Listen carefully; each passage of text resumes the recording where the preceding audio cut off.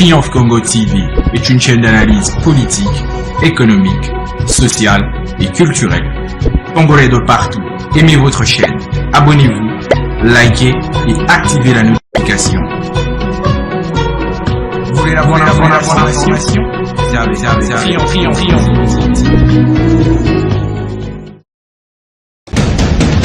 La République démocratique du Congo, c'est le plus grand pays d'Afrique centrale. Un territoire équivalent à plus de 4 fois celui de la France métropolitaine. Voilà, c'est parti pour un nouveau numéro de votre émission Décrit Info Kilashi Kumambo. Aimables téléspectateurs, bonjour et bienvenue dans cette émission que vous avez l'habitude de suivre sur Triomphe Congo. Aujourd'hui, nous vous apportons l'information que peut-être beaucoup ne connaissent pas. C'est la visite du président américain Joe Biden en Angola, ici en Afrique. Depuis, ça fait plus de 9 à 10 ans qu'un président américain foule les sols ici en Afrique. Le lundi, le président américain a foulé les sols angolais pour une visite avec plusieurs présidents africains. Alors, grâce à cette visite du président américain, le président Félix Antoine Tshisekedi Tshilombo a rencontré plusieurs chefs d'État africains, notamment le président zambien, nous voyons le président tanzanien, qui sont arrivés là-bas pour discuter sur le projet des Lobito. Alors, avant de continuer, mesdames et messieurs, avec ces sujets, je vous demande qu'une seule chose, c'est de vous abonner très massivement sur votre télévision Triomphe Congo. Abonnez-vous sur toutes nos plateformes parce que nous sommes sur tous les réseaux sociaux. Nous sommes sur Instagram, sur TikTok, sur la page Facebook. Nous sommes sur Twitter, que beaucoup continuent toujours à appeler jusqu'à aujourd'hui, sur l'adresse @Congo Triomphe. Continuez à vous abonner, à liker nos vidéos, partager nos vidéos et laissez aussi le message qui pourront nous aider à modifier notre façon de travailler. Mesdames et messieurs, comme je viens de vous le dire, la visite du président américain Joe Biden en Angola, cette rencontre multilatérale entre le président Joe Biden, le président angolais, le président Tshisekedi, le président zambien et le président tanzanien, c'est mercredi au port de Lobito. Le président Félix Tshisekedi a salué les bénéfices attendus de ces grands projets logistiques intégrateurs. Devant ses pairs, le président Tshisekedi a insisté sur le fait que la paix et la sécurité restent primordiales pour la réussite de ces grands projets soutenus par les États-Unis et l'Union européenne. À marge de cette rencontre, le chef de l'État a eu un entretien bilatéral de près d'une demi-heure avec son homologue Joe Biden, président des États-Unis. Alors, mesdames et messieurs, quel est l'impact de la visite du président américain Joe Biden sur l'économie de la République démocratique du Congo? Alors, par rapport à cette question, votre rédaction a approché le professeur Labimpiana Bokecho, lui qui est professeur à l'université de Lubumbashi, à la faculté des sciences économiques. C'est bien lui que votre rédaction va s'entretenir pour avoir plus de lumière sur l'économie de la RDC par rapport à la visite du président américain en Angola. Alors, je vous prie de suivre ce duplex que votre rédaction a réalisé avec ses professeurs et nous allons nous retrouver tout juste après. Monsieur le professeur Labimpiana Bokechu, bonjour. Bonjour, monsieur le journaliste. Monsieur le professeur, au moment où nous réalisons cet entretien, vous vous trouvez dans la ville de Lubumbashi ou vous vous trouvez où précisément? Oui, je venais d'ailleurs de Bilolo, n'est-ce pas, frontière entre nous et l'Angola, et je suis venu à Lubumbashi, fait des déplacements vers le corridor, avoir des connaissances de la géographie économique du Congo qui se développe à travers ce projet. Vraiment, ça tombe à pic que nous puissions vous tendre notre micro. Alors, monsieur le professeur, vous étiez à Dilolo, vous avez vu Dilolo, et au jour d'aujourd'hui, il y a le président des États-Unis, monsieur Joe Biden, qui séjourne en Angola pour parler toujours de la situation économique et surtout de la voie qui relie la ville de Texiera à Dilolo et jusqu'à Kolosi. Quelle analyse faites-vous de cette visite selon vous en tant qu'économiste? Oui, en tant qu'économiste, je suis d'abord enseigné à l'université de Lubumbashi en économie. Je m'intéresse s'intéresse à ce projet, n'est-ce pas, d'ouverture de notre économie à l'échelle internationale. Et surtout, il faut savoir également que c'est un projet de grande nécessité pour notre économie. Et deuxième élément aussi, au regard de la vitesse de croisière de l'économie numérique, de l'économie de transition, c'est souhaitable à ce que les États-Unis puissent changer son fusil d'épaule. Entre autres, diversifier son économie par la recherche des sources d'approvisionnement appropriées en matière stratégique. Et les matières stratégiques actuellement, c'est les mines, c'est les minéraux. Et le Congo dispose de cet ensemble de minéraux qui offrent aux pays développés une certaine permanence d'approvisionnement pour essayer de booster d'abord les industries d'armement et les industries d'abord stratégiques. Très important ça. Et sur le plan encore politique, il y a une ouverture, une grande ouverture, n'est-ce pas, qui a permis à ce que le Congo et les États-Unis ainsi que l'Angola et la Zambie puissent comprendre la nécessité de développer mettre des structures de prêts de sécurité appropriées pour empêcher à ce que le développement puisse avoir des effets en amont et en aval sur la population congolaise, sur la population zambienne, la population par exemple tanzanienne, ainsi que sud-africaine, ainsi que l'Angola. Ça c'est très important ça.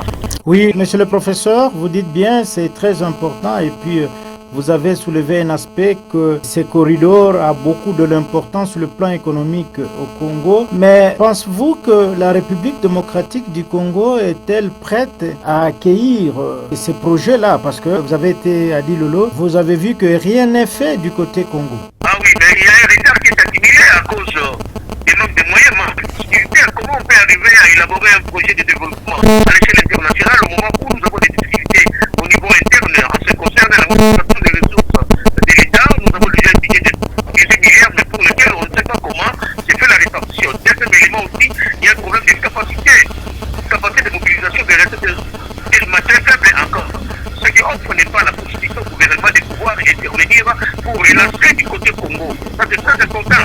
Je viens de là, j'ai vu, le travail n'est pas encore fait à ce niveau-là comparativement au niveau des Kalamabouji par exemple. Et j'étais aussi à Kanana. J'ai essayé de vérifier comment se configure maintenant ici la géographie économique du Congo.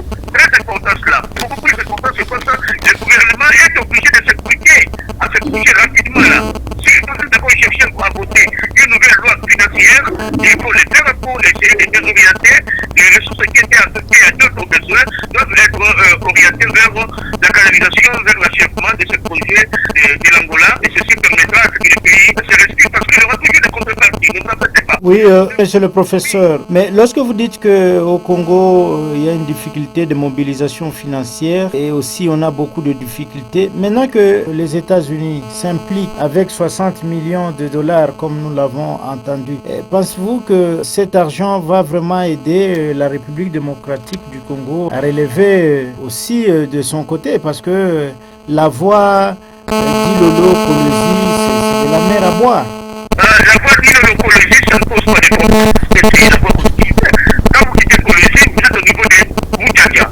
Après Muchacha, vous avez Kassaji. Kassaji, vous avez Sandoa. Sandoa, il y a un axe qui va faire Dilolo pour sortir de... Monsieur le professeur, la voie ferrée n'est pas réhabilitée de ce côté-là et vraiment, c'est de la brousse. Mais il faut savoir aussi la société SNCC. Et quand de réhabiliter, c'est une voie qui rapporte au pays beaucoup d'argent pour essayer de réhabiliter notre entreprise publique qu'on appelle SNCC ici. Vous savez réellement que dans les régimes passés, ils ont fait tout ce qu'ils ont fait pour essayer de chercher à brimer cette entreprise qui existait ici. Alors, mais là, il faut réveiller ça. Donc ça, il faut reconnaître, n'est-ce pas, ici, la volonté du président Fati de donner du tonus à l'économie congolaise, c'est pas la réhabilitation de l'entreprise publique qui est pour des sociétés ferroviaires. Oui, monsieur le professeur.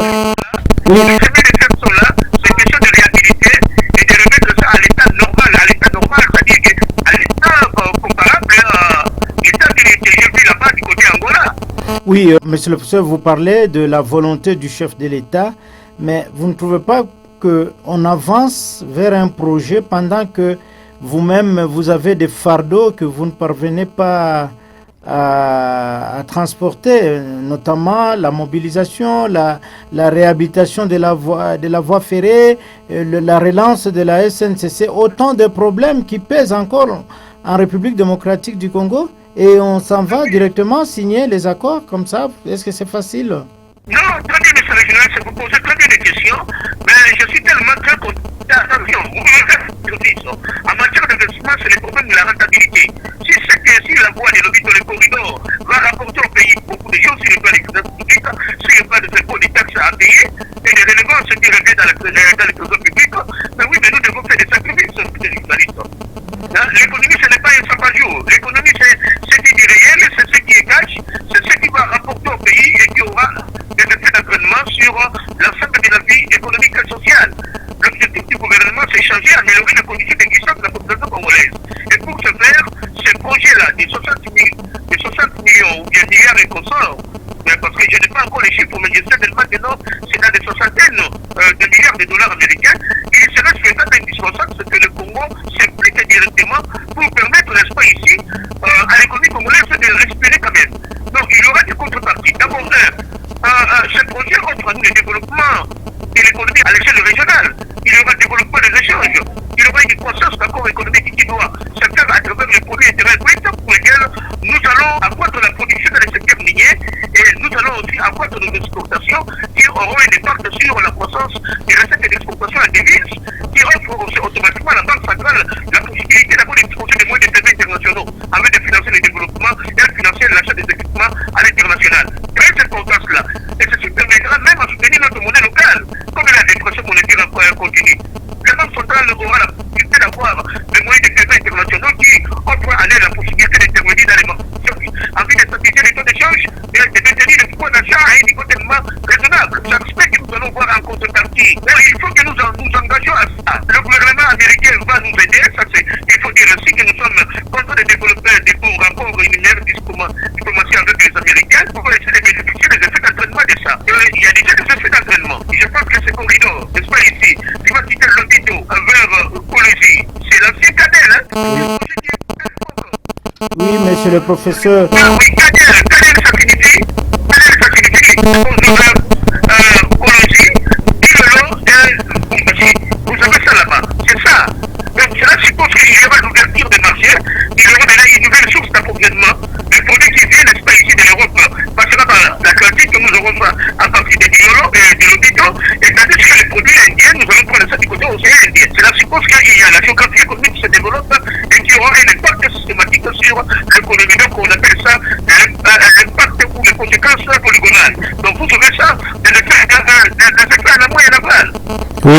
Le gouvernement a l'obligation de s'imprégner de ce projet et en fait de suivre les faits. Et en temps aussi du côté légal, il faut déjà des textes qui régissent ces différentes transactions pour développer à travers un code d'investissement approprié, à travers un climat d'affaires approprié, à travers un code d'impôt.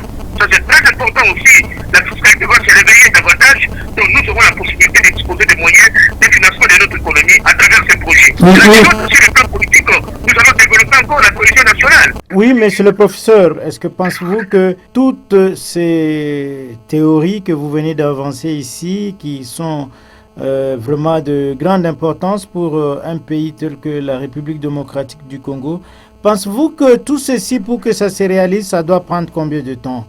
Ah bon, en fin de compte, moi je donne parce que le projet là est déjà là, parce que du côté Angola c'est déjà ok, l'hôpital est déjà réhabilité, l'hôpital est déjà en marche et consomme à ce niveau-là, il y a des petits bateaux qui arrivent à accoster, mais là, du côté congolais, c'est une question d'arranger les rails, du travail est déjà amorcé parce que du côté de l'administration de la CNTC, je pense qu'ils sont là déjà ici, ils ont déjà, pour le ministre des portefeuilles, le ministre des portefeuilles est déjà, il sait déjà les enjeux qui présentent ce projet-là, et en fin de compte, les entreprises qui sont impliquées dans ce contexte-là doivent se réveiller rapidement pour essayer d'accord. Alors, bien, pour réaliser ça, moi je donne une durée de 2 ans. Une durée de 2 ans, il y aura des effets. Il y aura la naissance des activités qui vont se développer, qu'on appelle les activités connexes, tout au long d'abord de ces différents projets. Là, on passe les chemins de fer. Il y aura des grands centres, il y aura des grandes concentrations économiques et différents qui vont se développer. Il y aura des activités qui vont se développer autour, ce qui va permettre les échanges entre nous pas, les échanges entre nous et les pays, les opérateurs économiques congolais qui sont des importateurs. Peuvent maintenant importer du côté Europe, parce que ici, la voie, c'est l'Atlantique maintenant qui conquérera à nous. Et nous avons déjà testé ça à l'époque quand l'hôpital était encore ouvert, les produits coûtaient moins cher. La vie était moins chère dans le marché comparativement à celle de Kinshasa. Mais vous aviez parlé de la route Kalambambouji. Qu'est-ce que vous voudriez dire aussi par rapport à ça? C'est une voie aussi qui est à travers l'Angola. C'est possible nationale à l'échelle entre nous et l'Angola. Donc il y a aussi Kalambambouchi, vous avez ça là-bas. J'étais aussi là-bas. J'ai vu que l'impact est là. Dès que l'ouverture, dès qu'on termine les projets du côté Congo, chez nous, les retards est dit qu'on doit, parce que nous avons la guerre, on nous a imposé une guerre. N'est-ce pas ici, les Congolais de mauvaise qualité, qui n'ont pas voulu que les pays marchent, les pays aillent de l'avant ici, mais qui commencent ça à raisonner en termes des individus, au lieu de raisonner en termes de l'avenir de la nation. Oui, vous parlez de la rébellion, mais lorsqu'on regarde par exemple la route d'Ilolo-Kolwezi n'est pas réhabilitée. Il n'y a pas la guerre de ce côté-là. Et pourtant, Kolwezi, c'est la capitale du cobalt, monsieur le professeur. Mais oui, mais il y a... C'est le manque de volonté, ça c'est un manque de volonté. Non, mais la volonté politique y est. Parce que maman Fifi Masuka, le président qui s'est dit, mais ils sont imprégnés à ça. Pourquoi ici, maman Judith, ils étaient ici, non? Ils ont dit que ce qu'il faut faire. Ils sont allés même au niveau de Tanganyika, non? Au niveau de Kaledi. Non, nous parlons de Kolwezi, nous parlons de la route Kolwezi d'Ilolo qui n'est pas toujours réhabilitée, ça fait maintenant plus d'une dizaine d'années. Et Maman Fifi était commissaire provincial, elle est devenue vice-gouverneur, du gouverneur à l'intérim et aussi gouverneur, mais la route est toujours comme ça. Et là, nous tendons déjà vers la saison de pluie. Oui, j'avais souhaité à ce que la route soit prise en charge par le gouvernement, mais on avait laissé, n'est-ce pas, les chemins de fer ou la route entre les mains, n'est-ce pas, ici, la Société nationale des chemins de fer du Congo, CNTC, pour lesquels il faut un budget pour une entreprise pareille, pour amorcer des actions et en fait des comptes d'État, d'accord, son réseau ferroviaire. Mais on a fait de réparer petit à petit, mais ce n'est pas de grande envergure. Il faut que le gouvernement regarde ce nouveau projet de corridor, que le gouvernement s'est prêt déjà pour commencer à arranger. Moi, je pense vraiment que ça demande une volonté politique.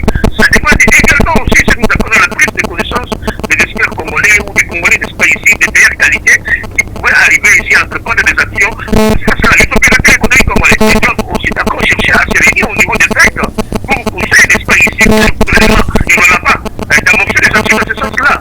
Il y a des projets que ce gouvernement finance. Il faut suivre ce projet par les routes nationales et les routes nationales entre autres le chemin de fer.